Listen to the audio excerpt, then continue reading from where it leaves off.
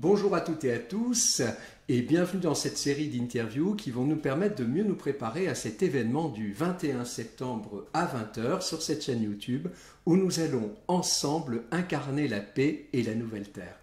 Et tout au long de ce mois de septembre, je reçois les intervenantes et les intervenants qui seront là ce soir-là en ligne pour vous proposer une clé qui vous permettra vous-même de mieux incarner la paix et la nouvelle terre.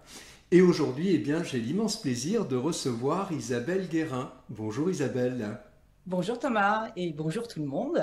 Et merci beaucoup pour cette invitation, pour passer ce superbe message. Je suis ravie d'être là. Merci beaucoup. Alors Isabelle, tu es une coach énergétique, une médium, une chamane. Tu travailles beaucoup avec la nature, avec les animaux, avec les chevaux, je crois en particulier. Est-ce que tu pourrais nous résumer ton chemin de vie? Je dirais que j'ai d'abord commencé par l'équitation en tant que monitrice d'équitation. C'est vraiment mon métier initial et en même temps ma passion. Et puis de là, j'ai aussi expérimenté le commerce, beaucoup, qui m'a appris beaucoup de choses également. Et dans le commerce, plusieurs activités, en fait. Donc, à chaque fois, ça venait mettre en lumière, quelque part, et puis surtout en exergue, des facultés d'adaptation rapide. Et à chaque fois, ça vient développer la vivacité d'esprit. Et ce qui fait que c'est aussi passionnant, parce que chaque expérience était enrichissante, quoi, sur plusieurs plans. Bon, sur le plan physique, aussi sur le plan un petit peu invisible, parce que ça, c'est une passion, en fait. Une passion est quelque chose qui me tient à cœur aussi depuis l'enfance, enfin, qui me tient à cœur, auquel je suis connectée et reliée depuis l'enfance. Et tout mon parcours, pendant mon parcours de vie, je dirais, parfois je me suis fort éloignée de tout ça parce que ça me faisait aussi peur. C'était pas évident d'accepter des choses un peu irrationnelles. Alors je suis allée chercher beaucoup de rationalité dans le travail, beaucoup comme ça. C'était bien sur les rails, bien cadré. Et puis à chaque fois, il y avait des expériences qui arrivaient aussi dans le travail, qui venaient me ramener à ça. Des expériences confortables, inconfortables. Voilà. Et alors aujourd'hui, justement, ton quotidien, c'est quoi? Alors, mon quotidien, écoute, j'accueille des personnes qui sont parfois traversées ou qui sont dans des états inconfortables et qui finalement, qui résonnent avec moi et ce fameux parcours. Donc, des personnes qui sont un peu mal à l'aise avec tout ce qui peut être invisible, des choses qui commencent à se développer dans leur vie, peut-être pour certains dons de médiumnité ou des situations où ils se retrouvent en interaction avec l'invisible et ils n'arrivent pas à mettre d'explication dessus, ça leur fait très peur. Donc, souvent, on vient voir. Donc, soit leur vie est complètement bloquée, on vient voir pour ça et c'est comme si je prenais une petite clé d'activation, simplement pour les mettre en route. Voilà. Alors, tu as gentiment accepté de participer à cette soirée du 21 septembre. Qu'est-ce qui t'a donné cet élan? En fait, alors, la mise en lumière et les interviews, c'est pas mon truc. Moi, j'aime bien, voilà, je fais mon petit travail, c'est du bouche à oreille, les gens qui viennent vers moi, ça fonctionne comme ça. Et ce qui m'a vraiment attirée, déjà, j'apprécie beaucoup la personne que tu es. Voilà. Merci. Et ce qui m'a vraiment, qui a résonné chez moi, c'est ce fameux message de paix.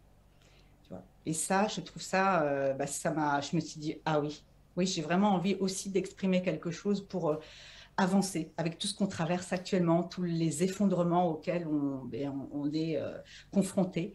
Oui, j'ai envie d'apporter une petite graine là, une petite clé. Voilà, ça pour moi c'est important et ça a vraiment fait ça. Je me suis dit oui, j'y vais. Et pourtant, je te dis, la mise en lumière, c'est pas mon truc. Alors, tu parles dans tes interviews des appels de tes guides que tu entends depuis longtemps, hein, depuis l'enfance en fait. Tu dis aussi que tu as longtemps craint de passer pour une perchée. Alors, qu'est-ce qui t'a fait franchir le pas et quels conseils tu donnes à ceux qui hésitent encore à passer à l'action? Tout à fait. En fait, ce qui m'a fait franchir le pas, c'est que dans ma vie je dirais, physique, dans la matérialité, j'étais confrontée à plein de blocages finalement, parce que plus je résistais à ne pas vouloir expérimenter et à ne pas vouloir trop croire à ces possibilités, ces dons, enfin, bon, après on peut tous les développer, c'est pas quelque chose d'inaccessible non plus, plus je résistais, plus j'avais l'impression de ne pas être sur le bon chemin et qu'il y avait en fait des vraies barrières dans la matérialité pour que je sois traversée par des états émotionnels où je ne me sentais pas bien, où les bonnes personnes qui venaient aussi mettre en lumière des choses chez moi qui étaient à régler. Donc, et jusqu'au jour en fait où il y a eu vraiment une prise de conscience et je me suis dit, ce qui me traversait, ce que j'entendais et que je ne voulais pas mettre en action, eh bien, j'ai osé expérimenter. Et j'ai dit, bon, ok, là, d'accord, j'en ai marre. En gros, si j'arrive à une situation où c'était vraiment tout bloqué, figé, on pourrait comparer ça à un burn-out, bien sûr, aussi, tu vois, et plus rien ne pouvait bouger, quoi. Tout était verrouillé, quoi. Alors là, je me suis retrouvée, bon, qu'est-ce que je fais? Comment j'avance? Et du coup, je me suis dit, bon, eh ben, je vais expérimenter. Donc, ce qui me traversait, et puis des intuitions que je recevais aussi. Donc, j'ai osé le faire. Et puis, toujours mon petit côté rationnel, mais cette fois, il n'était pas, si tu veux, émis vraiment dans le mental. C'était plus de cœur, quoi. Donc, je fais ces fameux protocoles, en fait, qui m'étaient juste, où j'étais invitée à réaliser ici pour faire avancer des personnes dans l'invisible. Donc, j'ai osé le faire et je demande vraiment avec le cœur et beaucoup d'humour en disant comme ça, ah, envoyez-moi un signe quelque part. Et puis, ce fameux signe, c'est, je suis très reliée à l'énergie des trèfles à quatre feuilles depuis très, très longtemps. Et depuis 1996, en fait. Mais j'en trouve beaucoup. Et partout où je vais. Et voilà. Alors, j'ai toujours dit, la nature m'aime bien, c'est tout. Et puis, ce jour-là, j'étais en pleine nature en train de réaliser ce protocole. Et je vois des trèfles sur le côté de la plage, dans du sable. C'est quand même un peu... c'est quand même assez étrange. Et je dis intérieurement, je dis, c'est sûr que si là, je trouve un trèfle à quatre feuilles, franchement, ça va me rassurer sur ce que je suis en train de faire.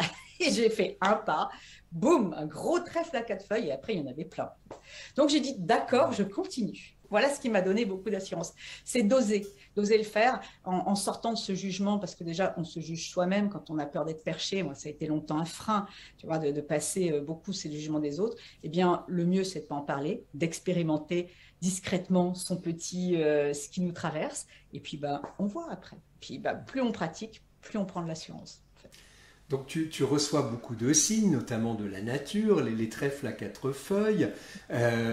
C'est quoi pour toi un signe et comment est-ce qu'on peut faire pour le différencier des fameux messages qui sont envoyés en permanence par le mental? Tout à fait. Alors, comment faire? Souvent, dans les accompagnements, c'est ce que je propose. Je peux partir avec des groupes et je parle beaucoup de l'intention. La première chose que je vais mettre en avant dans un accompagnement, après, ça dépend des personnes et des groupes, mais c'est de poser une intention. Et l'intention, quelque part, on la pose, mais ce qui est important, c'est de s'en détacher après. Par exemple, je vais prendre un exemple, j'ai une personne, je suis très dans les pierres aussi, j'aime bien la litho, donc après, il y a des petites astuces pour nettoyer les pierres dans les coquilles Saint-Jacques, et nous, en Bretagne, ici, sur les plages, il y en a à profusion. Donc, voilà, quand on a besoin de trouver une coquille Saint-Jacques pour nettoyer sa pierre, c'était le cas de cette personne, elle me dit, ah, tu sais, j'ai toujours pas trouvé ma coquille Saint-Jacques. Et nous étions sur une plage à Saint-Pierre de Quiberon, là, une jolie plage sable blanc, et puis nous partons faire une marche connectée. Et je lui dis, pose ton intention. Ah oui, ok.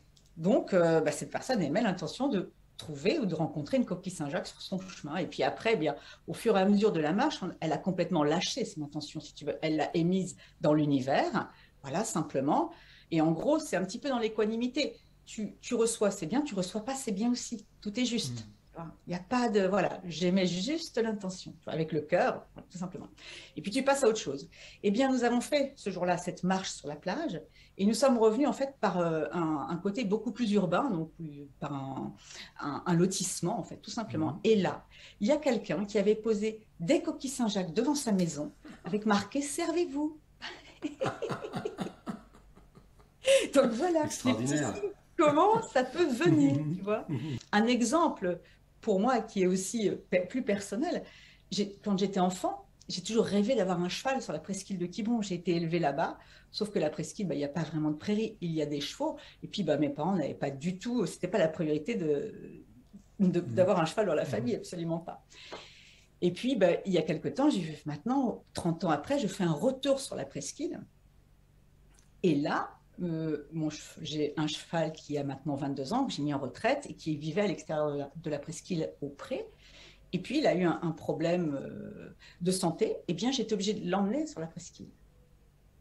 près de moi pour m'en occuper tous les jours. Et là, je me suis dit, ah, vous êtes des sacrés rigolos, parce que c'était un rêve, mais qui me tenait mais à cœur enfant, tu vois. Et là, je me suis dit, là-haut, vous êtes quand même fort, quoi. 30 ans après, mon rêve se réalise.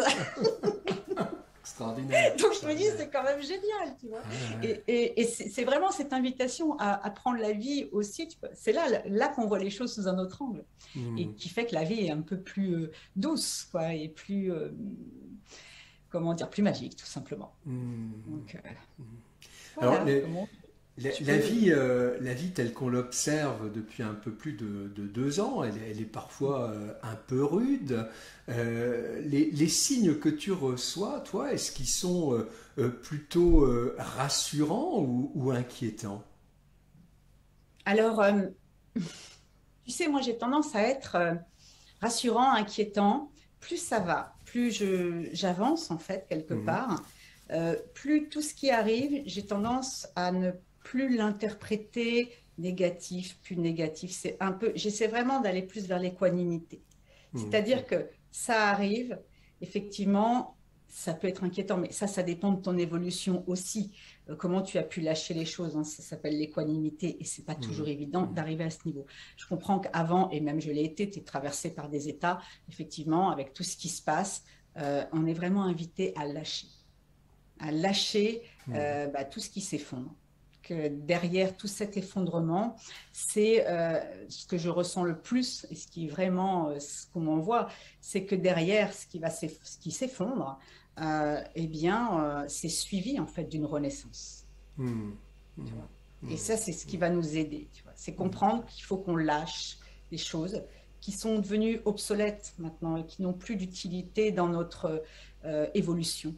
Donc, c'est simplement ça, tu vois. Et c'est vrai que c'est très dur, mais c'est en même temps se reconnecter à l'essentiel. On en parle énormément, on l'entend beaucoup, mais c'est vraiment cette invitation à voir ce qui est important pour soi, pour nos besoins fondamentaux, vitaux, revenir à l'essentiel parce qu'on est parti tellement loin dans ce qu'on n'a pas réellement besoin et qui fait qu'il y a tant de dysfonctionnements partout sur la planète.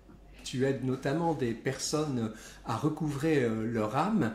J'aimerais bien que tu nous expliques en quoi cela consiste. Le recouvrement d'âme, c'est une pratique chamanique, si tu veux. Et on considère que dans ta vie, quand tu as eu des expériences émotionnelles inconfortables, des chocs traumatiques très importants, ça peut être avec en exemple un parent toxique, un compagnon toxique, ça peut être aussi parfois des viols, des agressions, des choses comme ça. Eh bien, ces situations sont tellement souffrantes que ton âme a choisi en fait de partir de ton corps physique. Un morceau de ton âme choisit de s'échapper, si tu veux. Et elle va se loger dans des corps éthériques. Donc, et ce qui fait qu'on peut avoir un peu parfois la sensation de ne jamais être entier, plein, de ne jamais être heureux. Pour mon cas, moi, c'était j'ai une période de ma vie où j'étais fort dans l'abondance. Voilà, je travaillais beaucoup aussi, mais très dans le matériel. Et puis, pourtant, tu vois, je sentais bien que j'étais très reliée à l'invisible et j'étais pas super heureuse. Finalement, j'avais tout. Mais pas tout. On entend souvent cette phrase, t'as tout pour être heureux, je comprends pas. Mais il y a des choses en soi qu'on n'a pas été voir, qu'on n'a pas lâché, bien sûr. Donc, ce recouvrement d'âme, dans un premier temps, te permet de récupérer donc toutes les parties de ton âme qui ont pu être disloquées au fur et à mesure des incarnations, parce que parfois on peut aussi avoir des schémas récurrents dans sa vie matérielle actuelle, des répétitions, donc parfois transgénérationnelles, qui se sont passées des générations avant. Ça peut être des exemples de faillites qui se répètent de génération en génération, pour exemple.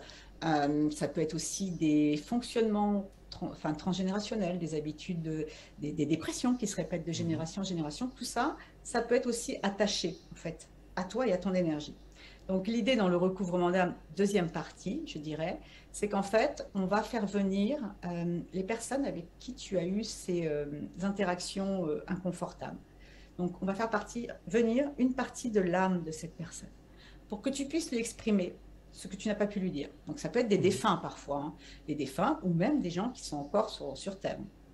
Et ça permet à la personne d'exprimer tout ce qu'elle n'a pas pu exprimer. Parfois, c'est très difficile. Et ensuite, on considère que la personne avec qui tu as eu cette interaction détient encore une partie des énergies de ton âme, parce qu'elle s'en est nourrie, de ta souffrance, de ce qu'elle a pu te faire endurer. eh bien, elle s'est nourrie de cette énergie. Donc, elle en détient encore. Et là, on peut s'en rendre compte quand peut-être 10 ou 15 ans après, tu penses encore à cette personne, tu penses encore à ce traumatisme que tu as traversé, tu n'arrives pas à t'en détacher, tu n'es toujours pas en paix avec. Tu vois. Donc là, ça peut vouloir dire qu'il y a peut-être quelque chose à couper. Donc couper les liens de souffrance et récupérer cette énergie pour les réintégrer en toi. Voilà, donc dans les différents protocoles. Après, les miens ont pris une dimension complètement un peu différente. Donc il y a toujours cette base où on récupère son énergie, déjà ce qui est en suspens autour de toi. On récupère l'énergie avec une autre personne. Et puis parfois, il arrive que ce défunt qui est là, il n'est pas parti. Et de plus en plus, dans les protocoles, on me demande, avec la personne qui est là, avec moi, de faire passer cette âme ou de la faire avancer. Et en même temps, parfois, ça sert de libération. Parce qu'elle attendait, en fait, d'avoir cette interaction avec un enfant, par exemple. Ça peut être un parent, un grand-parent. Eh bien, elle attendait d'avoir cette interaction pour pouvoir partir. Tout simplement. Donc, c'est un autre processus encore. C'est assez particulier et ça vient. Donc, j'accueille et je suis. Alors, on parle là d'âme individuelle, mais comme tout est relié, est-ce qu'on peut parler d'une âme collective? Et est-ce que cette âme collective, elle a besoin aussi parfois d'être recouvrée? Et est-ce que ce serait ça aussi une recette justement pour mieux incarner la paix et la nouvelle terre?